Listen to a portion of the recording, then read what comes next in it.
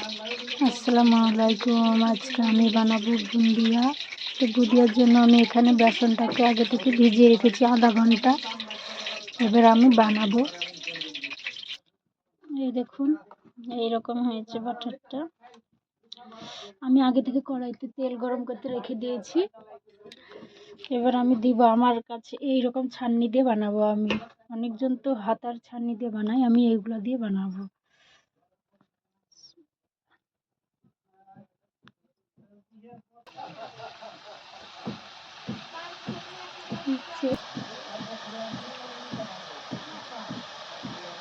দেখুন হয়ে গেছে আমার ভাজা। আমি এগুলো তুলে নিব, আর ঠিক একই ভাবেই আমি সবগুলো ভেজে নিব। এখানে দিয়ে দিয়েছি আমি সেরার জন্য পানি, আর দিয়ে দেব চিনি। যে যতটা যেরকমভাবে মিষ্টি খাবেন সে ততটা দিবেন, কিন্তু আমরা একটু বেশি মিষ্টি খাই বলে বেশি দিয়ে দিলাম। আর দুটো ফাটিয়ে এলাচ।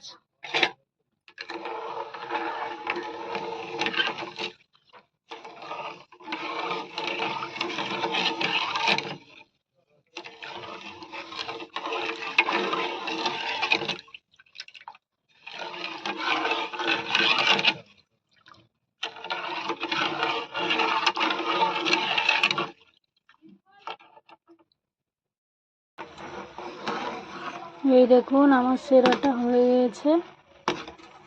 এবার আমি ঢেলে দিব।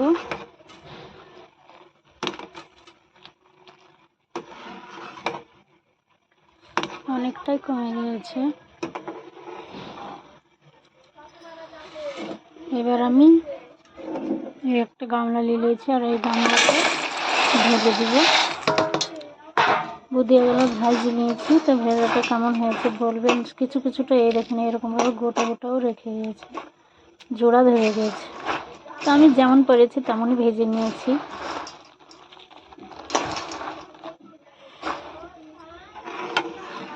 সেরাটা হয়ে গিয়েছে।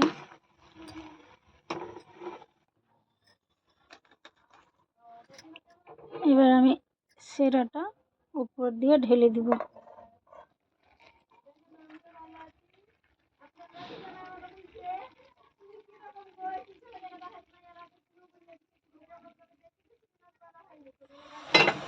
পুরা ধুমোতে লোড হয়ে গেছে।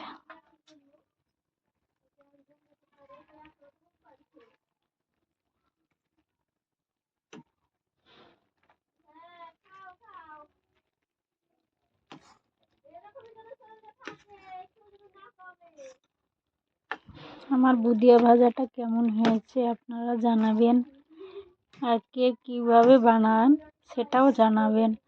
আমি এইভাবেই বানিয়ে নিয়েছি, যতটুকুন পারি ততটুকুন চেষ্টা করেছি আমি বানানোর। তো আমার বুঁদিয়ার রেসিপিটা যদি আপনাদেরকে ভালো লাগে অবশ্যই কমেন্ট করে জানাবেন, আর সাবস্ক্রাইব করে পাশে থাকবেন। ধন্যবাদ।